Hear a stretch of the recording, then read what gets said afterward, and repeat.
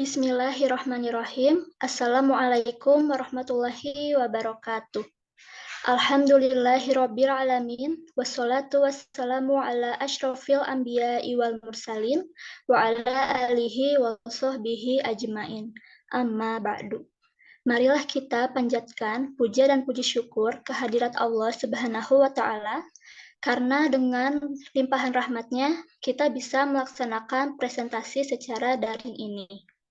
Sholawat serta salam semoga tercurah limpahkan kepada junjungan Nabi besar Nabi Muhammad Sallallahu Alaihi Wasallam. Kepada yang saya hormati, Bapak Dr. Haji Kadar Nurjaman SEMM dan Ibu Eva Novita Pratiwi MM selaku dosen pengampu mata kuliah Manajemen Sumber Daya Manusia 2. Serta kepada teman-teman kelas 4F Manajemen yang saya banggakan. Izinkan saya untuk memperkenalkan diri. Nama saya Wulan Suci Anyelir sebagai moderator yang akan memimpin jalannya presentasi secara daring ini dengan judul materi Keselamatan dan Kesehatan Karyawan. Sebelumnya, saya akan memperkenalkan anggota kelompok 3, yaitu yang pertama, Sinta Munifah. Yang kedua, Syarofi Fahrul Raharjo. Yang ketiga, Vina Nurcitra. Dan yang keempat, saya sendiri, Wulan Suci Anyelir. Adapun rangkaian atau sesi acara yang akan kita lewati yaitu yang pertama, pembukaan. Yang kedua, penyampaian materi. Yang ketiga, sesi diskusi melalui in-house. Dan yang keempat, penutup. Untuk mengefektifkan waktu, langsung saja kita masuk ke sesi yang pertama, yaitu pembukaan. Mari kita ucapkan basmalah bersama-sama. Bismillahirrahmanirrahim. Selanjutnya, untuk sesi yang kedua yaitu penyampaian materi. Untuk materi yang pertama akan disampaikan oleh saya sendiri.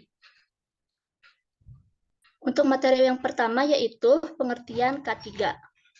Widodo pada tahun 2015 menjelaskan bahwa K3 atau keselamatan dan kesehatan kerja adalah suatu bidang yang terkait kesehatan, keselamatan, dan kesejahteraan pekerja dalam suatu perusahaan. Sedangkan menurut Rifai dan Sagala tahun 2006 mengatakan bahwa keselamatan dan kesehatan kerja berfokus pada fisiologis maupun psikologis pekerja yang dipengaruhi oleh lingkungan tempat bekerja. Dari beberapa definisi menurut para ahli tersebut, dapat disimpulkan bahwa keselamatan kerja memiliki kaitan dengan mesin, alat kerja, proses pengolahan, bahan yang digunakan, landasan, lingkungan, serta standar operasional melakukan pekerjaan. Sedangkan untuk kesehatan dapat didefinisikan sebagai suatu program perusahaan yang bertujuan agar pekerja mendapatkan fasilitas kesehatan yang baik, utamanya untuk mencegah adanya penyakit maupun gangguan kesehatan yang ditimbulkan akibat kegiatan dan lingkungan tempat bekerja. Sekian materi yang dapat saya sampaikan. Untuk materi yang kedua, akan dibahas oleh pemateri berikutnya. Untuk itu, saya persilahkan. Baik, terima kasih kepada moderator. Selanjutnya di sini ada materi yang mengganggu kesehatan pekerja. Yang pertama ada debu. Debu tergolong suatu partikel yang dapat mengganggu sistem pernapasan para pekerja. Di sini, para pekerja diharapkan untuk dapat menggunakan masker untuk melindungi pekerja dari hal-hal yang tidak diinginkan. Yang kedua ada racun. Racun terkadang tanpa adanya K3, para pekerja cenderung tidak menyadari bahan yang digunakan serta resiko yang terjadi jika salah penanganan sehingga mempengaruhi organ tubuh dikarenakan tubuh dapat menyerap racun dengan sangat cepat. Selanjutnya ada suhu. Pekerja tidak selalu bekerja pada suhu yang panas, dingin, atau lembab. Hal ini dapat mendapat perhatian yang baik. tentu akan berdampak pada pekerja. Misalnya, pekerja bekerja pada temperatur yang tinggi. Jika tidak ada standar operasional yang sesuai, dapat menimbulkan kram, kejang, maupun kelelahan berlebih yang dirasakan oleh pekerja. Yang keempat ada tekanan stres. Tekanan atau stres, untuk tekanan atau stres ini merupakan faktor psikologis pekerja. Di antaranya, kemampuan lingkungan kerja, serta hubungan sesama pekerja dalam perusahaan.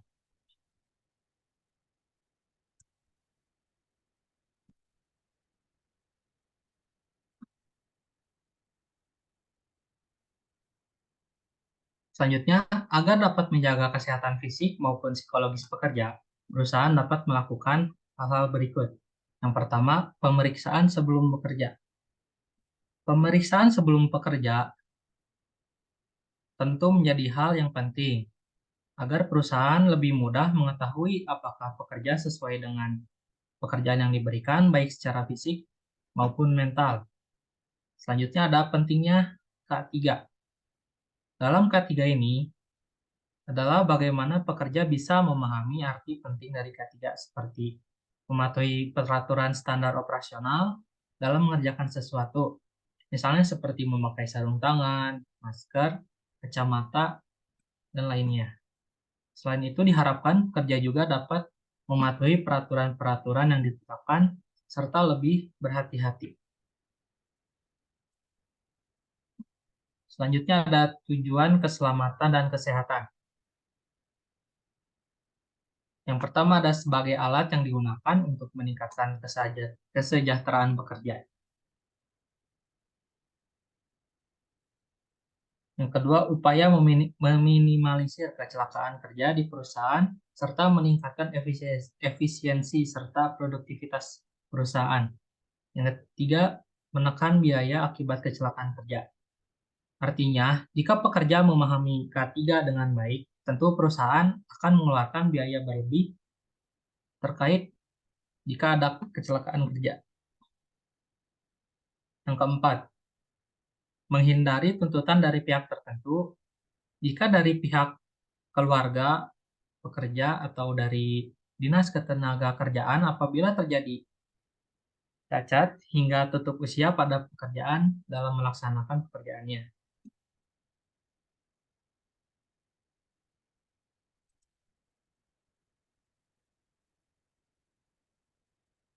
Sekian dari saya serahkan ke pemateri selanjutnya. Baik, selanjutnya di sini program dan teknik keselamatan dan kesehatan kerja. Yang pertama, program keselamatan kerja. Nah, pada program keselamatan kerja ini difokuskan pada dua hal, yaitu perilaku kerja dan juga kondisi kerja. Nah, pada perilaku kerja, perusahaan akan membentuk sikap dan kesadaran kerja tentang pentingnya keselamatan dan kesehatan kerja. Oleh sebab itu, tentu menjadi suatu tuntutan bagi manajer perusahaan untuk memberikan program K3 ini. Lalu yang kedua, kondisi kerja, yaitu bagaimana cara perusahaan dan pekerja untuk dapat bersinergi dalam mengembangkan, memelihara, serta mempertahankan lingkungan fisik yang aman. Lalu teknik keselamatan dan kesehatan kerja.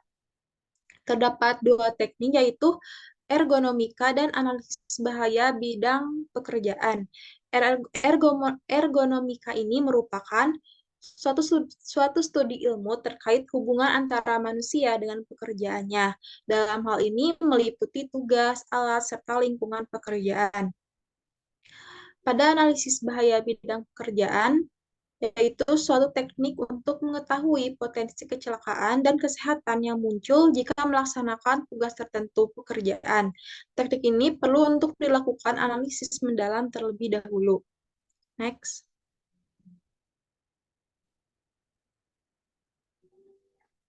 Selanjutnya, faktor yang berpengaruh pada keselamatan dan kesehatan kerja. Yang pertama ada kebersihan. Kebersihan tentu akan mencerminkan seberapa sehat suatu lingkungan perusahaan, serta salah satu cara agar pekerja tetap sehat tanpa memerlukan biaya lebih banyak. Dalam menjaga kesehatan, tentunya banyak cara yang bisa dilakukan oleh perusahaan. Kebersihan tersebut bisa langsung disediakan perusahaan atau juga berdasarkan pada kepribadian masing-masing pekerja. Misalnya, perusahaan menyediakan tempat sampah, sedangkan untuk ruangan pribadi, tanggung jawab penuh diberikan kepada pekerja yang bersangkutan. Yang kedua, air minum dan kesehatan. Air minum baiknya disediakan di beberapa sudut tempat bekerja. Selain itu, perlu dilakukan pengecekan apakah sumber air minum tersebut benar-benar bersih dan sehat ataupun tidak. Yang ketiga, ventilasi, pemanas, dan pendingin. Ruangan kerja yang baik akan menunjang efisiensi kerja perusahaan. Udara yang panas tentu juga akan berpengaruh pada produktivitas perusahaan dan efisiensi pekerja. Hal ini dikarenakan pekerja yang bekerja di udara yang panas akan lebih cepat lelah serta tidak tahan untuk bertahan di dalam sehingga akan sering keluar. Yang keempat yaitu tempat kerja. Dengan situasi yang nyaman, tentu pekerja akan bekerja dengan efisiensi jika memiliki ruang gerak tanpa mendapat gangguan dari pekerja lain maupun gangguan karena tumpukan barang ataupun mesin yang rusak. Artinya, kepadatan ruang bekerja juga berpengaruh pada efisiensi kerja. Sebab lainnya yaitu bekerja dengan berdiri tanpa tempat duduk hingga menyebabkan pekerja akan cenderung lebih cepat lelah. Yang kelima, pencegahan kecelakaan. Menjadi suatu hal utama yang harus diperhatikan, terlebih jika kecelakaan disebabkan oleh teknis maupun sebab dari faktor pekerja. Upaya yang dilakukan perusahaan beraneka ragam, diantaranya upaya memenuhi suatu standar teknis, yakni pengawasan dan pemeliharaan. Yang keenam, pencegahan kebakaran. Kebakaran merupakan suatu musibah yang kebanyakan terjadi karena sebab ketidaksengajaan, baik karena sebab teknis maupun disebabkan oleh pekerja. Oleh karena itu, perusahaan melakukan upaya pemahaman peraturan dan standar teknis kepada pekerja. Selain itu, juga perlu dilakukan pencegahan kebakaran dan juga memberikan larangan merokok di area yang mudah timbul kebakaran. Yang ketujuh yaitu gizi. Masalah gizi yakni bahasan terkait makanan yang dikonsumsi para pekerja. Pekerja yang melakukan pekerjaan berat tentu akan membutuhkan gizi yang lebih banyak daripada pekerja dengan pekerjaan yang lebih ringan. Yang terakhir yaitu penerangan dan suara. Penerangan atau cahaya dan juga suara di tempat kerja merupakan hal yang penting. Selain menunjang produktivitas perusahaan, juga dapat mengganggu keselamatan dan kesehatan kerja. Untuk cahaya, jika terlalu terang ataupun terlalu gelap, itu tidak baik. Begitupun juga suara, jika terlalu bising akan mengganggu pekerja dalam melakukan pekerjaannya. Next. Lalu selanjutnya, ruang lingkup keselamatan dan kesehatan kerja. Nah, terdapat beberapa penanganan lanjut dalam pelayanan keselamatan dan kesehatan pekerja. Di antaranya yang pertama ada pelayanan preventif. Nah, pelayanan preventif ini merupakan pelayanan yang diberikan untuk mencegah terjangkitnya penyakit akibat melakukan suatu pekerjaan. Dalam pelayanan preventif ini, lingkungan dan kesehatan pekerja dijaga. Hal ini diharapkan agar pekerja tetap sehat. Nah, ada kegiatan yang dilakukan dalam pelayanan preventif ini, yaitu pemeriksaan kesehatan yang terdiri dari pemeriksaan awal, lalu pemeriksaan berkala, dan pemeriksaan khusus. Lalu dilakukan pula imunisasi. Lalu yang kedua itu pelayanan promotif, merupakan peningkatan dari kondisi fisik dan mental yang sudah baik. Hal ini tentu dilakukan untuk meningkatkan kegairahan dalam bekerja serta meningkatkan efisiensi serta produktivitas perusahaan.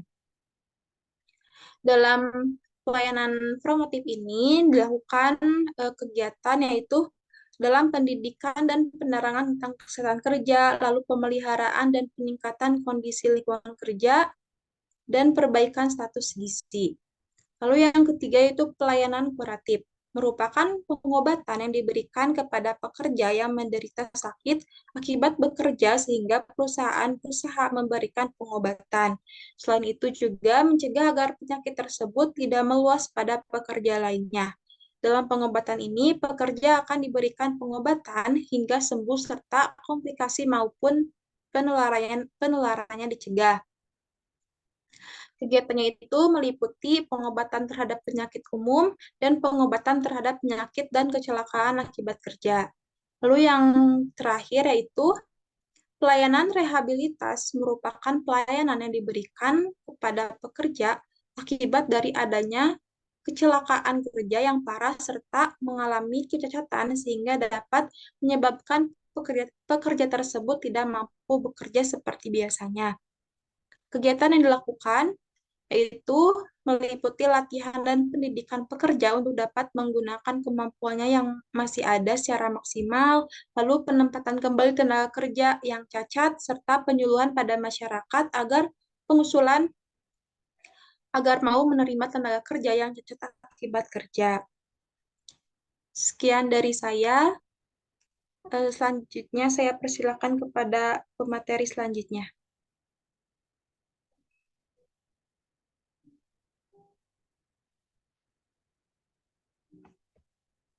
Oke, baik. Di sini saya akan melanjutkan materi mengenai kecelakaan kerja. Nah, kecelakaan kerja itu adalah kejadian yang tidak direncanakan dan tidak diinginkan. Nah, karena adanya kecelakaan kerja itu akan menimbulkan permasalahan-permasalahan baru di suatu perusahaan. Nah, di antaranya itu mengganggu kegiatan produksi maupun operasi, kemudian bisa juga merusak harta benda atau aset perusahaan, bisa mencederai pekerja atau karyawan, serta bisa juga merusak lingkungan. Nah, timbulnya kecelakaan di tempat kerja itu bisa disebabkan dari sisi manusianya atau karyawannya, ataupun dari sisi teknisnya. Nah, di sini kita mengelompokkan ada 4 kelompok penyebab dari kecelakaan kerja. Yang pertama yaitu kecelakaan kerja yang disebabkan oleh situasi kerja. Nah, biasanya dikarenakan oleh kurangnya pengendalian manajemen dalam suatu perusahaan maupun standar kinerja yang minimum dan juga standar yang telah ditetapkan itu tidak terpenuhi serta alat kelengkapan kerjanya yang kurang. Nah, itu adalah penyebab kecelakaan kerja oleh situasi kerja. Yang kedua, kecelakaan kerja itu bisa disebabkan oleh kesalahan manusia atau pekerja atau karyawannya. Nah, kesalahan ini tuh bisa berupa keterampilan dan pengetahuan terkait bidang pekerjaan yang minim, pekerja mengalami masalah fisik ataupun psikologis, pekerja memiliki motivasi bekerja yang kurang karena bekerja itu tidak sesuai dengan bidang atau kualifikasinya gitu ya, serta kurangnya perhatian perusahaan terhadap pekerjanya. Yang ketiga, kecelakaan kerja itu dapat disebabkan oleh tidak amannya suatu tindakan. Nah, misalnya karyawan itu tidak mengikuti metode kerja yang telah ditetapkan oleh perusahaan atau mengambil jalan pintas sehingga tidak sesuai gitu dengan prosedur yang ada. Jadi itu bisa menjadi penyebab kecelakaan kerja. Yang terakhir, yang keempat, ada kecelakaan kerja yang disebabkan karena benar-benar pure kecelakaan gitu. Nah, jadi kejadian ini tuh benar-benar kejadian yang tidak terduga. Misalnya tuh diakibatkan adanya kontak langsung dengan listrik ataupun mesin yang berbahaya gitu. Jadi menyebabkan kecelakaan kerja. Oke, lalu bagaimana sih cara untuk mencegah kecelakaan kerja itu? Nah, untuk menghindari kecelakaan kerja yang mungkin bisa terjadi kapan saja dan di mana saja ya, baiknya itu si perusahaan itu meminimalisir beberapa sebab unsur kecelakaan kerjanya, serta mempererat pengawasan operasionalnya. Nah, di sini kami merangkum program Triple E, yaitu terdiri dari teknik atau engineering, kemudian ada education atau pendidikan, dan yang terakhir ada enforcement atau pelaksanaan. Pencegahan kecelakaan kerja yang pertama itu bisa melalui tekniknya atau engineeringnya. Nah, tindakan pertama yang harus dilakukan itu melengkapi semua alat atau mesin yang akan digunakan dalam proses operasional perusahaan atau pekerjaan gitu dengan alat pencegah kecelakaan. Nah, misalnya itu tombol yang bisa langsung menghentikan kinerja alat atau mesin, agar pekerja itu terlindungi dari segi teknis. Nah, misalnya seperti itu. Yang kedua, ada pendidikan atau education. Nah, perusahaan itu memberikan suatu pendidikan atau pelatihan terkait cara bekerja yang baik itu seperti apa gitu. Jadi menanamkan cara kerja yang tepat dengan tujuan itu untuk mencapai kondisi yang aman atau safety. Yang ketiga itu ada pelaksanaan atau enforcement. Nah, pada tahap ketiga ini tuh merupakan pelaksanaan yang artinya perusahaan itu harus menjamin bahwa peraturan pengendalian kesehatan itu telah dilaksanakan. Nah, dalam melakukan program Triple E tadi itu, antara pihak perusahaan dan pihak karyawan atau pekerja itu harus bersinergi secara penuh gitu ya, untuk mengendalikan agar tidak terjadinya kecelakaan kerja. Jadi harus adanya kolaborasi antara perusahaan dengan pekerja itu untuk benar-benar bisa mencegah adanya kecelakaan kerja yang tidak terduga. Oke, next. Selanjutnya di sini saya akan bahas mengenai kesehatan kerja. Nah, kesehatan kerja itu merupakan suatu hal yang penting dan perlu diperhatikan oleh pihak perusahaan. Dengan adanya program kesehatan yang baik, itu akan menguntungkan para karyawan secara material karena karyawan itu akan lebih jarang absen dan akan bekerja dengan lingkungan yang lebih menyenangkan. Nah, di sini tujuan umum dari kesehatan kerja itu untuk memberi bantuan kepada tenaga kerja, melindungi tenaga kerja dari gangguan kesehatan yang timbul dari pekerjaan dan lingkungan kerja, kemudian meningkatkan kesehatan, memberi pengobatan, perawatan, serta rehabilitasi. Nah, ternyata kesehatan kerja itu memiliki pengaruh yang signifikan terhadap prestasi kerja. Kenapa? Karena jika kesehatan kerja dikelola dengan baik oleh perusahaan, maka prestasi karyawan akan meningkat. Jadi benar-benar memiliki pengaruh yang positif atau yang signifikan terhadap prestasi kerja gitu ya, kesehatan kerja itu. Oke, next.